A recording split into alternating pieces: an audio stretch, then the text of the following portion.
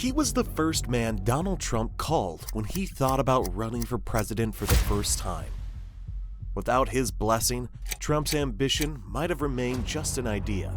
The sworn enemy of Saddam Hussein, who fueled the fire of the war on Iraq, the man who blessed Tony Blair, Trump, and others on their way to power, the most dangerous man in the world. That's how Joe Biden once described him. Bending laws was his hobby, demonizing events his craft. It's enough to know he was the greatest mover behind Britain's separation from the European Union.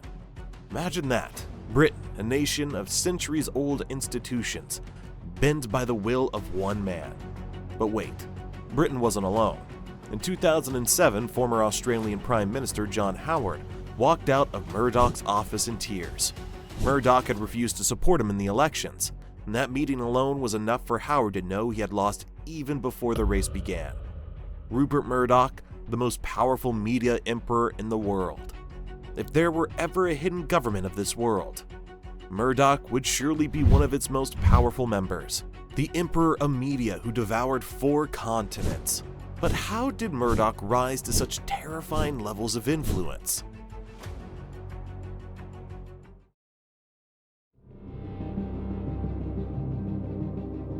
Rupert was born in Australia in 1931 to a Scottish immigrant Christian family. His father, Keith Murdoch, left him a significant legacy, having founded the Australian newspaper after gaining fame for his World War I coverage. Rupert later went to Britain to study at Oxford, where news of his father's death reached him. The inheritance seemed modest: one newspaper and a farm. No one expected Rupert to succeed with debts hanging over him and limited experience. But he surprised everyone. Murdoch's mind was focused on crushing rivals and controlling everything he could. Sometimes he threatened newspaper owners to sell to him. Other times he tempted them with money. Soon 2/3 of Australia's media was in his grip, 100 newspapers and magazines.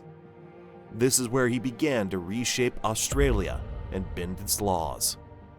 In the 1960s, Britain's press was collapsing under the control of print unions. Most newspapers were drowning in losses due to printing costs. Many were up for sale. Murdoch saw his opportunity. Robert Maxwell once warned News of the World not to sell to Murdoch, saying, "That man is reckless and a liar. If you sell to him, he will own everything." But in the end, Murdoch got it for just over £1 million.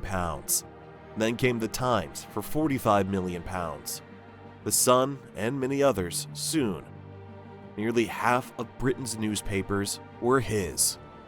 With newspapers came political power. He backed Margaret Thatcher into Downing Street, and later Tony Blair, who practically lived at Murdoch's mercy. Murdoch had no journalistic ethics, only money mattered. He knew exactly how to sell newspapers. His rules were simple. First, drown the reader in sex, crime, blood, chaos, and fear. Second, the more beautiful girls on the pages, the higher the profits. By the end of the 1970s, Britain was firmly in Murdoch's hands. The next target was America. Since arriving in London, Murdoch dreamed of America. In the 1970s, he made his move. New York was in chaos. Crime at record highs. Mafia gangs ruling the streets. Perfect conditions for Murdoch. He bought the New York Post for $30 million, promising not to change its liberal line. As usual, he lied, turning it into a right-wing mouthpiece. His first true taste of American political influence came when he backed a candidate for New York mayor, who won against all odds thanks to Murdoch's media machine. Soon Murdoch was the biggest newspaper owner in history. Then Ronald Reagan came calling. Murdoch backed him.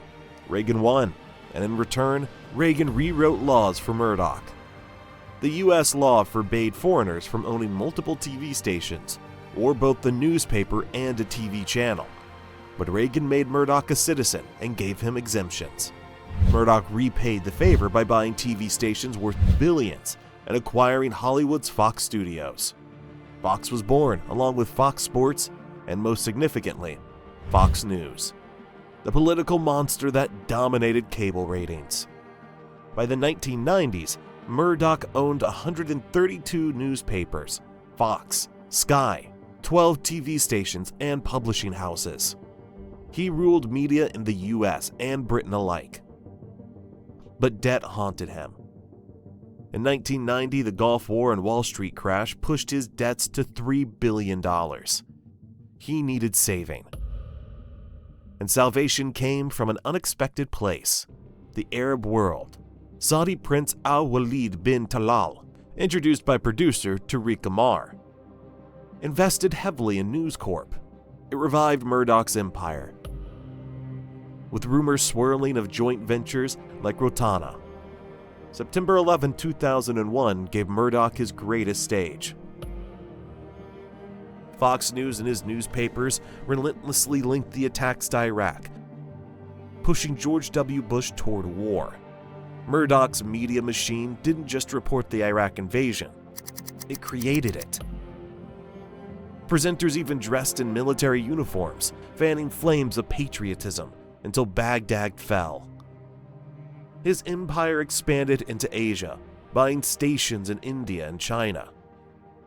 By the 2000s, Murdoch controlled media on 4 continents, and in Britain the Sun led the charge for Brexit, again showing his unmatched ability to sway nations. But scandals caught up with him. The 2011 phone hacking scandal revealed Murdoch's empire had hacked thousands of voicemails, from Prince William to football executives and politicians. He and his son James were dragged before Parliament.